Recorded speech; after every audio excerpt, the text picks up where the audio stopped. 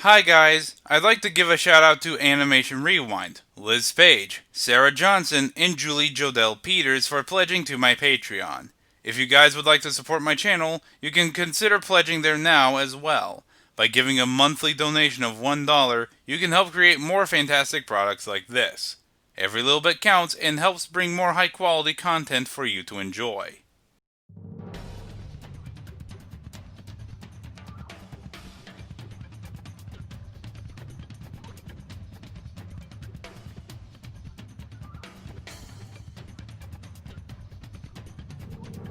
Another roster of combatants have come and gone, but now it's time to see who truly was the strongest warrior. 36 powerful fighters entered the ring this season, and 18 survived to tell the tale. And now 4 shall come back to prove their worth. Now, as usual, we'll separate the fighters in 2 categories, non-powered and super-powered, and gauge the character's might to determine who will return for a second chance at victory. I'm one fish mob, and it's my job to see who would win when they come back for blood. Now, before we get started, we must set up the rules to determine a non-powered character. First of all, characters must not show a level of strength or display abilities unique to the people or cast around them. So if someone can lift 500 pounds or run at the speed of sound and everyone else can do roughly the same, then they will not be considered superpowered. Secondly, power-ups of any kind, power-granting or physical-boosting drugs, and technological weapons will not count as superpowers, as it is something that the character is not granted or born with, but obtained through being made or gained. Thirdly, robots and any form of cybernetic enhancements are not considered superpowers due to their technological basis. Fourthly, enhanced physicality will not count as an innate superpower, as it is only just improved beyond what someone would normally get. And finally, regenerative healing is an exception to the non-superpower category, as it is something that occurs naturally in nature, not as extreme as some forms of fiction make it out to be, but something that isn't too uncommon. And with this roster set up, it is time to decide who will fight. Now, before we head into battle, we must determine which non-powered combatant shall enter the ring. And what better way than to start in alphabetical order. Up first, we have the Astro Boy from the 2009 movie, who proudly entered the ring against the cyborg of the 2003 Teen Titans and turned him into scrap. While Astro Boy would most certainly hold his own in a battle pretty easily, he ultimately isn't the strongest version of Astro Boy. And in comparison to some of the other combatants here like Samurai Jack, a warrior who has gone up against gods, it's more than safe to say the Atomic Wonder Child would be left in the dust. Up next is Baraka, the leader of the Tarkatans and loyal servant to Shao Kahn. He entered the ring in a tooth and claw battle against Killer Instinct's Riptor and cut her down to size. With his strength, combat experience, and Killer Instinct, he would certainly enjoy testing his skills up against the likes of similar opponents like the Lizard or Killer Croc. But in the end, he is ultimately too outclassed by many others, like pure physicality or experience, or they already have enough gear or experience to take him down effortlessly. By the way it looks, Baraka won't be seeing any bloodshed anytime soon. Up next is Akande Ogundimu, the Doom Fist. He entered the ring to face off against Ruby's buxom brawler Yang Xiaolong and made her see stars. Doomfist may be a formidable fighter, able to hold his own up against most of the fighters here, but he is ultimately outmatched by plenty of other fighters, even some of the ones that were already knocked out, and is unlikely to last long against most of them. Unfortunately, it looks like Doomfist could not punch his way out of this one. Up next is Princess Fiona, DreamWorks' Ogre Princess. She entered the arena to fight Disney's beloved beast and ultimately proved her strength against the, Fallen Prince. While Fiona is a tough fighter, she just truly isn't powerful enough to hope to win a battle against any of the people here, as almost all of them have already proven to be stronger, faster, more durable, or just outclass her experience and readiness in battle. And with that, it looks like this princess won't have another happily ever after. Up next is Samurai Jack, the time-displaced samurai. He entered the ring this season to fight fellow hero Shovel Knight and disprove the Spaded Warrior's chivalry. As he has been training since he was a kid, has been fighting for decades, defeated all kinds of godly foes and wild enemies, with an unbreakable sword to boot, Jack has found a place among this season's roster that most just don't have, and because of that, he is truly worthy for another round. Up next is Waylon Jones, the Killer Croc. He entered the ring to face off against both the Lizard and Leatherhead, and while it wasn't a good second outing, he already proved his worth as Gotham's King of the Sewers. And while he is a proven fighter, it's unlikely Killer Croc has what it takes to win given who he'd be fighting and most of the other fighters we've seen thus far. Especially given as one of them has already kicked his ass. Sorry Croc, but there's no clawing your way back from this one. Up next is King Dedede, the king of the hammer swing. He came into Fan War to face off against Nintendo's Ice Climbers and successfully clobbered them climbers. And while Dedede may not look like much, he has a lot more going for him. He has challenged many powerful opponents from spacefaring warriors to ferocious beasts with a vigor few can match. And it is for that reason King Dedede has found a place in this second round. Up next is the Predator, the most feared hunters in the galaxy. They entered the Hunter's Grotto to challenge Boba Fett and gained a new trophy for their collection. While the Predator would prove to be a worthy challenge for most of our combatants here, he is just ultimately too outclassed by too many other fighters. Samurai Jack, who has defeated godly beings, is a prime example. Unfortunately for the Predator, it looks like he cannot prove his honor this time. And last but not least is Curtis Connors, the Lizard. He entered the ring to face off against returning combatant Killer Croc and cut him down to size. While the Lizard is a fierce fighter, he is unlikely to last long against someone like Samurai Jack or King Dedede, given the far greater things they've fought and done. Sorry Connors, but there will be no lizards allowed this time. And so we have our fighters, Samurai Jack and King Dedede. These two will face each other off to see who is the strongest non-powered combatant this season. Let us begin. For an in-depth analysis on Samurai Jack, I recommend you go back and watch the episode where he appeared. If you have already seen it, then we may proceed. While on the outside Jack may not seem like much, he has certainly proven he has the strength and know-how to be a great fighter. He is known for his cunning and cleverness, using strategy and exploiting enemy weaknesses to win battles with knowledge in many forms of combat and many types of weapons. But he is more than just a pragmatic mind.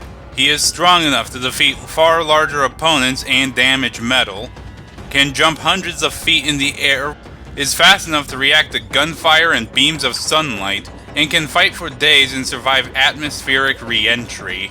And while Jack may have carried a lot of weapons in his time, the one he carries at all times would be his samurai sword.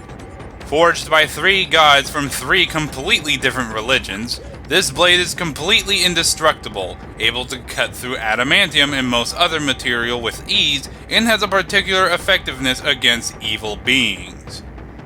Jack has proven his worth time and time again. He traveled across the world as a kid to train, defeated entire armies on a daily basis, and fought against Aku for 50 years without his sword. However, Jack isn't always as sharp as the sword he wields. The sword is less effective on those that aren't evil and can still sustain injury like any normal person. However, even with these flaws, Jack was able to return to the past and was finally able to end Aku's reign of darkness once and for all.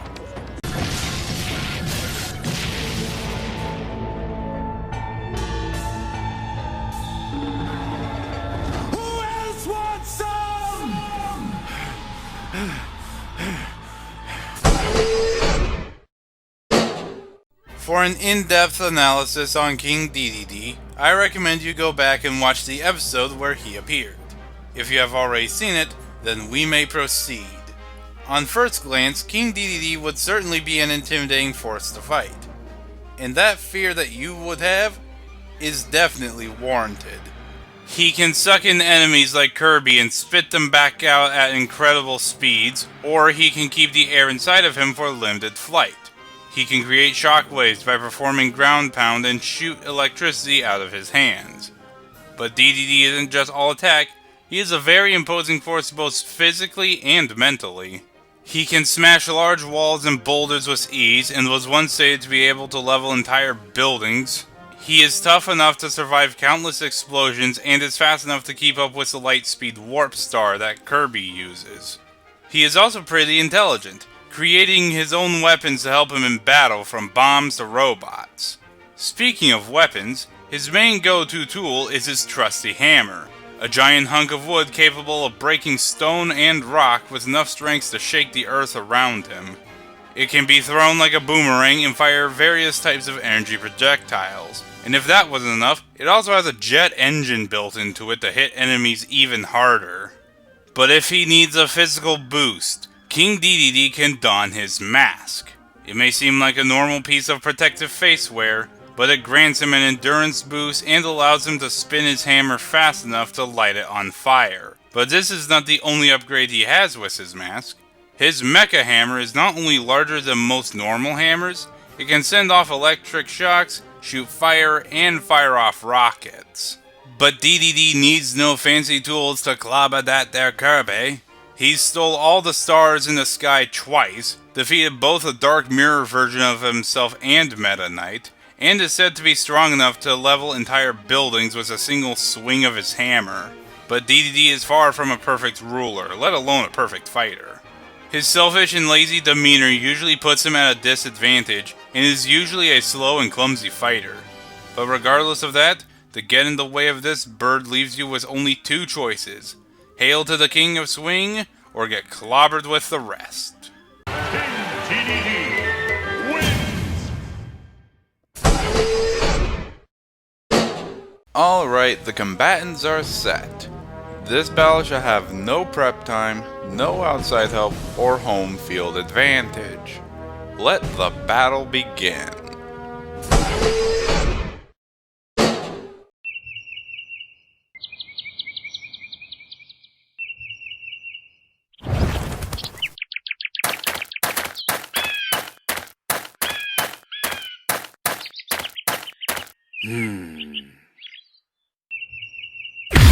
Farewell.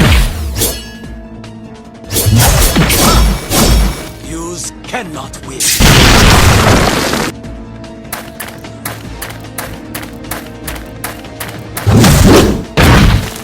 Do not test me.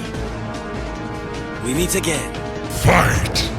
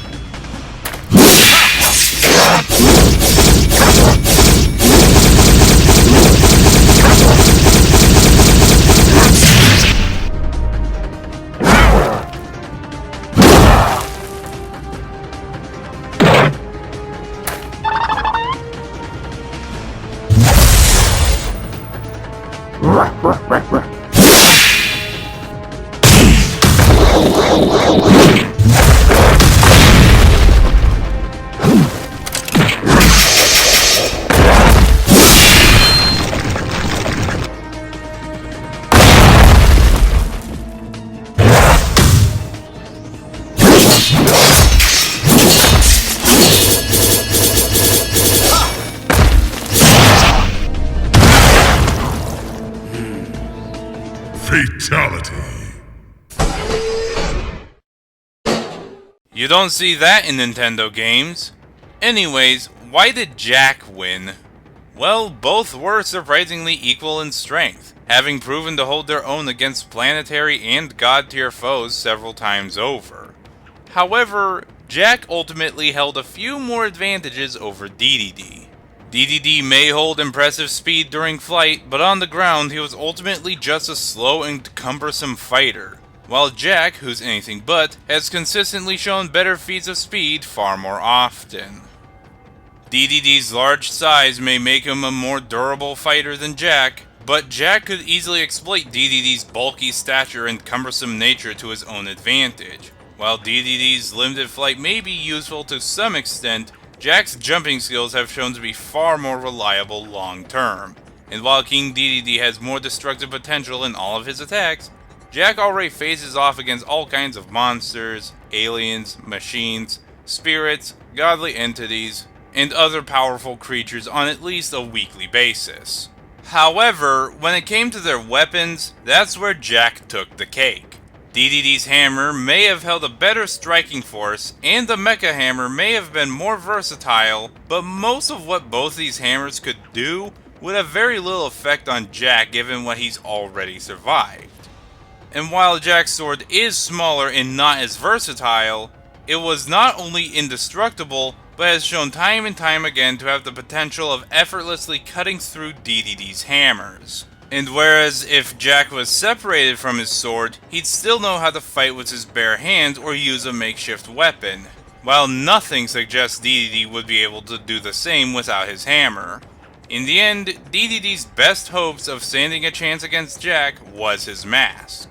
But while it would increase his endurance, in the end it still wouldn't be enough to close the skill gap between the two.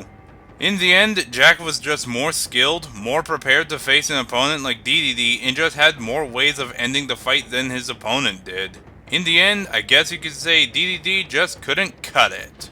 The winner is Samurai Jack. Before we get started, we must set up the rules to determine a superpowered character. First off, characters must show a level of strength or display abilities unique to the people or cast around them. So if a character can lift 500,000 tons and run faster than the speed of light, while those around them can't, they'll be considered superpowered.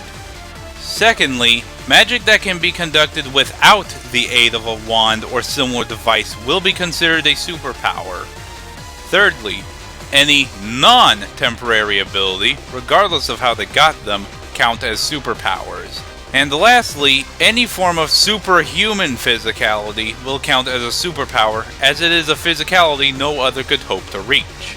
And with the roster made, it is time to decide the final fight. Once again, we'll be going in alphabetical order. First up is Bowser, the King of the Koopas. He entered the throne room to challenge King Asgore and successfully dethroned the Monster King. Bowser is a formidable force to be reckoned with many insane powers at his side. But ultimately, Bowser is too outmatched by many others here. Hercules would most certainly match him in raw power, and when compared to other heavyweights like SCP-682 with his absurd healing factor, and Dragon Ball Super's Jiren, the mortal who is stronger than gods who can destroy literally anything, it is unlikely Bowser would have a chance against them. Looks like this Koopa King is just a little shell-shocked. Up next is the Grinch, the grump who stole Christmas. He came down from his mountaintop home to attack fellow Seuss creation the Cat in the Hat, and taught the fun-tastic feline a few things about that. While he would be an interesting opponent to say the least, it goes without saying that all the other fighters would be more like beasts. They could be faster, they could be stronger, and considering how outmatched he is, to bring the Grinch back couldn't be wronger.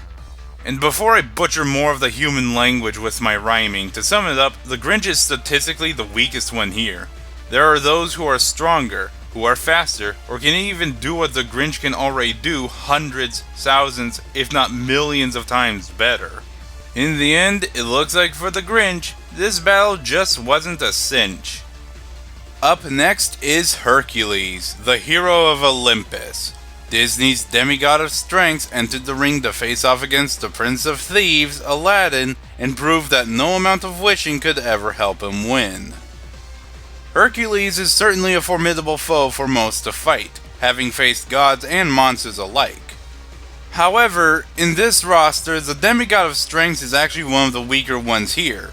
Compared to fellow heavyweights like Jiren, a mortal who is more powerful than gods who have the power to destroy their home universes, his feats make any of Hercules' feats of might look minuscule in comparison. And with characters who have abilities that would counter Hercules' attacks, or have already survived far worse than what Hercules could ever do, it is safe to say the demigod of strength just can't muscle his way out of this one. Up next is Jiren, the mortal who even a god of destruction can't defeat. Jiren entered the ring to face off with fellow powerhouse Saitama and showed the caped Baldy he was a little over his head. No god except the King of Gods can hope to defeat him. He's battled super criminals, giant monsters, gods, and many others, having pushed his body and power to its absolute limits. Very few can hope to challenge his might, and with his great strength, Jiren's found a place in this second round. Up next is the Mask, or Big Head, or honestly, call him whatever you want. They entered the ring to fight fellow mask wearer Rick Taylor, and prove that terror could never hope to beat Toon. While the Mask is a powerful opponent, certainly a challenge for even the mightiest combatants we have here, there is one singular flaw. Returning to Jiren for a moment, the gods of destruction of his multiverse are able to bypass Toon Force, like when Beerus almost destroyed Raleigh with ease while everybody else couldn't hope to match her. So it stands to reason that Jiren would be able to bypass the Mask's Toon Force in a similar fashion as his power is greater than a god of destructions. So unfortunately, in this match, the Mask would just simply wear himself out. Up next is Po, the Dragon Warrior.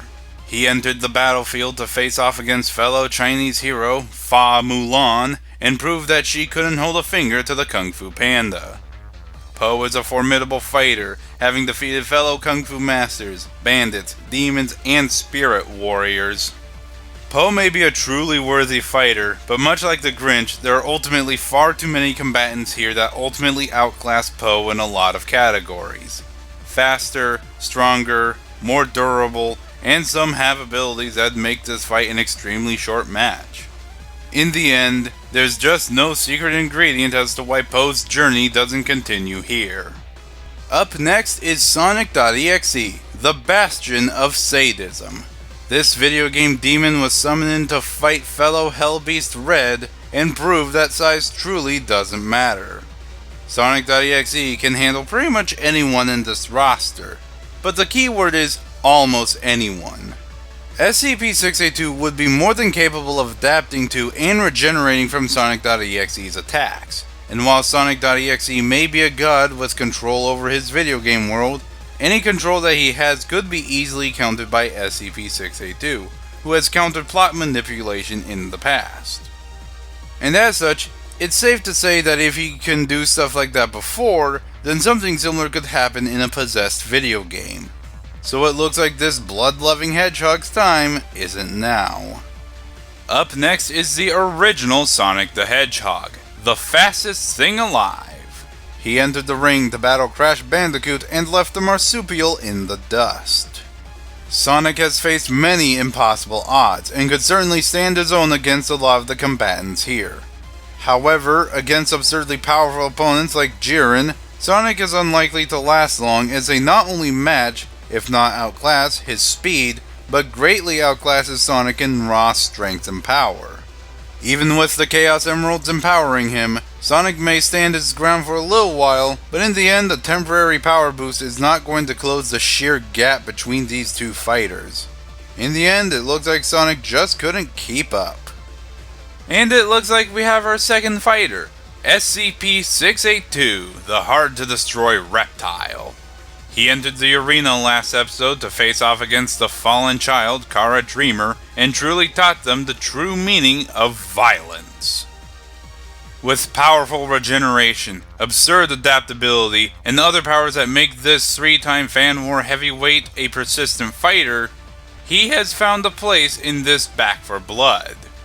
And so we have our match, Jiren vs SCP-682, a true battle that make even the gods shake with fear.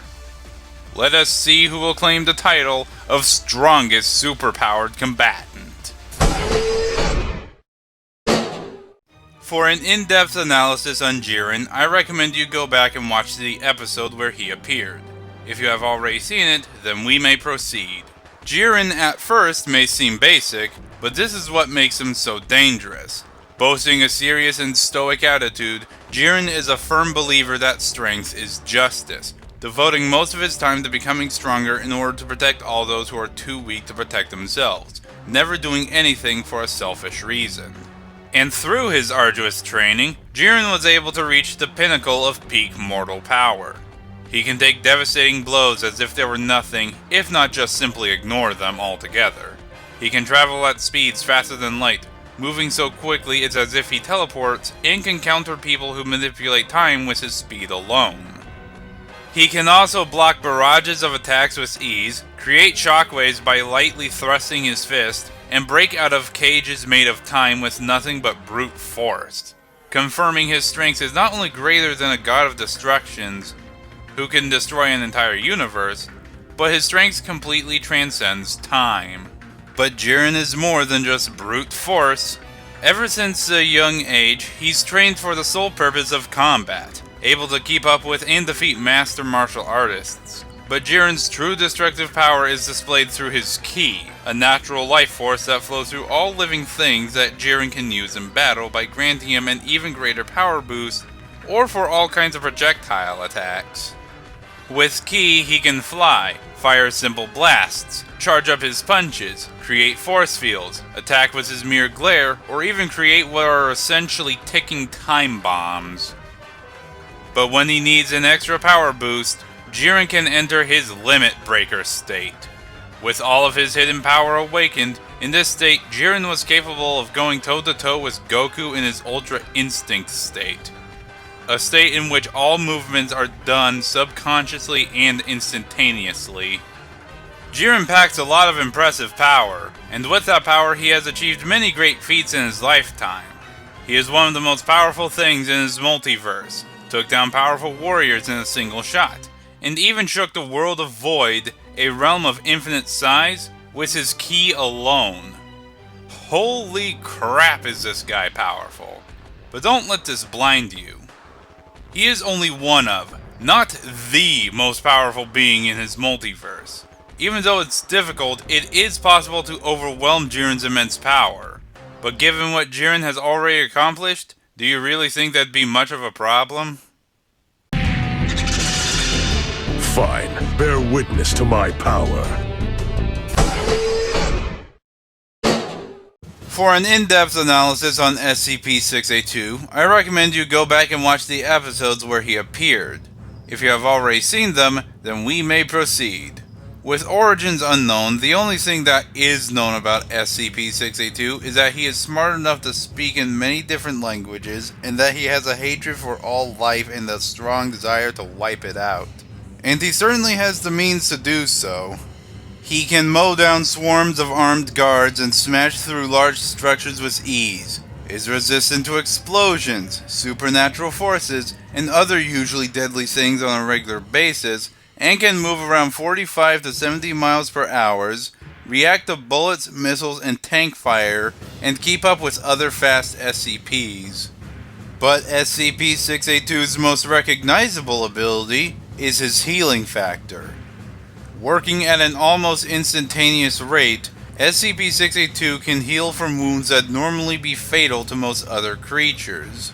SCP-682's other most recognizable trait is his adaptive nature, which allows SCP-682 to evolve and adapt quickly in many different ways to counter or redirect attacks dealt to him. But when he wants to get down and dirty, he can use his powerful jaws to thrash his prey, his claws to grab and tear, and his tail to club and whip. SCP-682 is an impressive beast without a doubt, Most military weapons have little effect on him. He survived a nuclear blast, has been torn apart and still came back to life, and was once erased from existence by SCP-3930 and still came back. But don't let this fool you. While he is hard to destroy, it isn't impossible to kill him. He needs to either absorb or consume biomass to adapt, with some adaptations wearing off over time.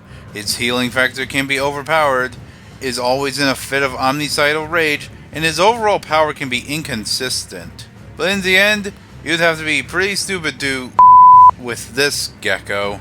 You wretched, conniving, ignorant, deceptive apes. You've brought this on yourselves. Hey! Ah!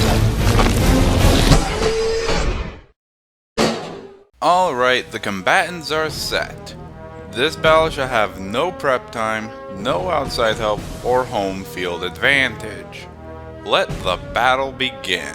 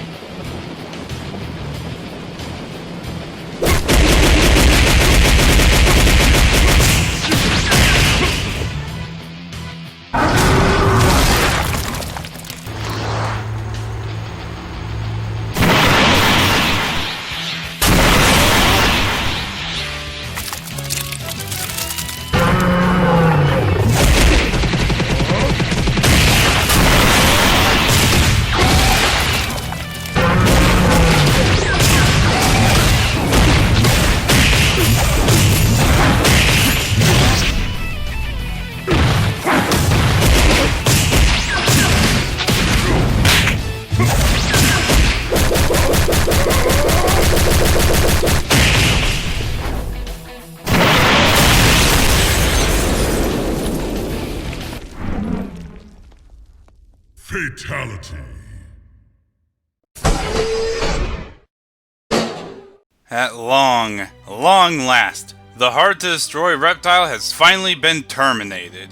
But the question remains, why did Jiren win while all the others who fought 682 thus far did not? Well, 682's regeneration and adaptation could prove rather tedious to Jiren, but in the end Jiren ultimately had more going for him than the hard-to-destroy reptile did. While SCP-682 can regenerate, he can still be harmed by attacks that wouldn't even leave a scratch on Jiren, who's already taken devastating hit after hit and still came out unscathed. SCP-682 may hold his own against powerful creatures, but Jiren faces off with opponents who are far stronger and faster than what 682 is usually forced to deal with. SCP-682 may be a tenacious fighter up close, but Jiren's key attacks not only give him the range advantage, but are ultimately a lot more reliable than 682's standard weapons. And sure, SCP-682 may have been around a lot longer than Jiren has, but in his much shorter time alive, Jiren actually spent most of that time training, growing stronger, and learning how to fight, while 682 never bothers to try anything new outside of his adaptations. And because of his history of taking every battle seriously and his existing knowledge for combat, it's safe to say Jiren would quickly figure out how 682 works and fight them accordingly. And while SCP-682's healing factor and adaptive nature could be problematic, there was one flaw that Jiren could exploit. 682's healing factor can be overclocked if enough damage is done before the adaptations can set in. And since Jiren has already shown he has the far more reliable powers and attacks, more than enough experience to keep 682 at a disadvantage, and the power and strength to pull it off, it's safe to say Jiren would most certainly overclock 682's healing factor long before 682 could ever truly hurt Jiren or adapt to get a foothold. And if SCP-682 were to somehow still adapt to Jiren's onslaught, Jiren could simply boost his own power to compensate. In short, SCP-682 may have been hard to destroy, but that was not enough against an opponent with the power, strength, and experience to make that moot. Looks like the King of the Keter class has finally been dethroned. The winner is Jiren. And thank you for watching Season 4. I hope you guys enjoyed it because I am taking a break for a good long while. For Season 5 and onward, I want to build up a budget so I can get better equipment, hire different animators for different mediums, more guest narrators, better graphic drivers, and so much more. Well, until then, I'll see you guys next time, and until then, here's what you can expect in Season 5.